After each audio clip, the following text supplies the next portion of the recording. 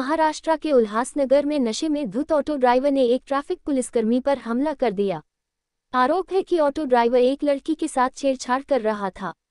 Traffic पुलिसकर्मी जब उसे रोकने पहुंचा तो उसने मारपीट कर दी।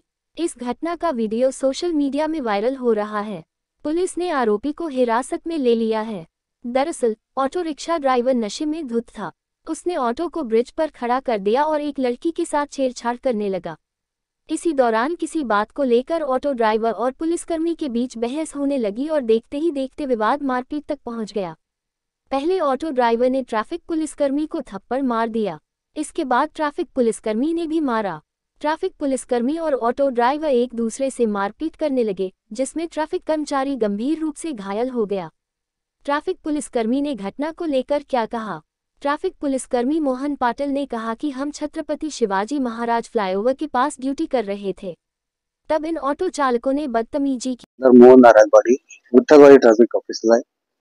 आम्ही ड्रंक अँड ड्राईव्हची कारवाई करतो शाहू ब्रिजवर। त्यावेळेस काही दोन्ही दारू पिऊन एका मुलीला छेडछाड करत होते। त्या मुलीला त्रास देत होते खूप।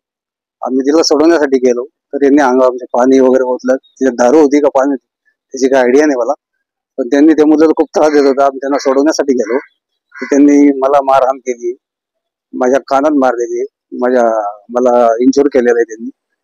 तर आम्ही दिवस रात्र पब्लिकची सेवा करतो आणि काही दारुडे लोक आमच्यावर मारहाण करतात, तर या व्यक्तीवर जास्तीत जास्त कडक कारवाई झाली पाहिजे ही माझी विनंती आहे। बाकी काय नाही।